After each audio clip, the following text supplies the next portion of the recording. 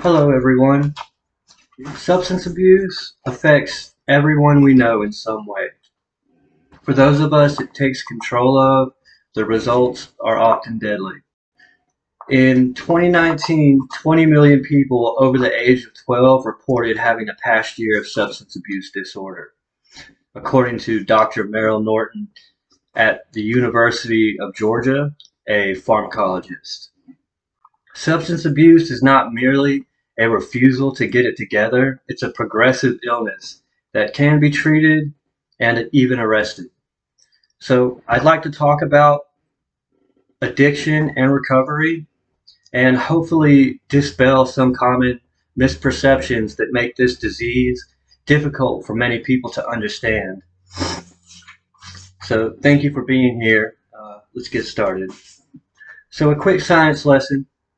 Along with a myriad of other organic destruction, long-term drug use damages the reward system in our brain. When we get high or drunk, it overwhelms the brain's motivational process, eventually causing damage. Drugs target and do the worst to the pleasure circuits in the brain. These circuits, normally responsible for motivating good behavior like eating, sleeping, or sex, and inhibiting what might be life-threatening or risky behavior. So over time, it becomes impossible to feel good, effectively blurring the lines between what is good and bad for us. Taking a moral high ground with someone that maybe you want to help seems like a no-brainer, but many people don't understand the psychological and physiological implications around substance use disorder. And that's even before considering co-occurring mental illness. But treatment and rehabilitation are our front line when it comes to fighting active alcoholism and addiction. The number of people that suffer from addiction and do not receive treatment is alarming. The CDC, or Centers for Disease Control, says of the amount of those getting into treatment, only 58% do not complete it. COVID only made admittance and completion rates even lower.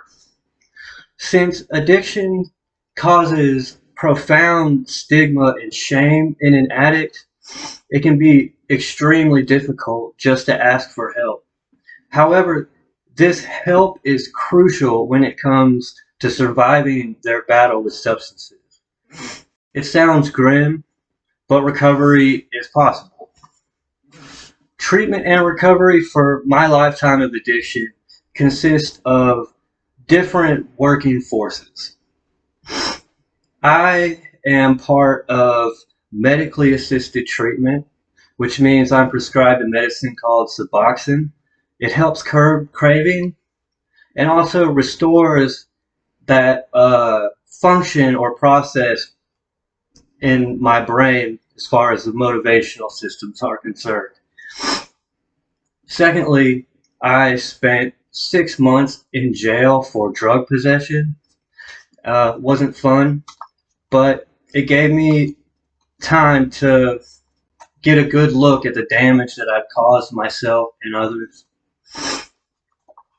Now, I personally adhere to a strict policy of abstinence when it comes to mind-altering substances, but everyone is different. I believe when the bottom is reached and we're willing to be accountable, recovery is then possible. I love this subject. I love reading about it. I love learning about it. I even love talking about it. Substance abuse has profoundly impacted my life and the lives of millions other people. I hope my presentation has shed some light on this topic. Substance abuse is not just a corrupted conscience. It's an illness that can be treated and eventually recovered from. Let's just take things one day at a time. Thank you.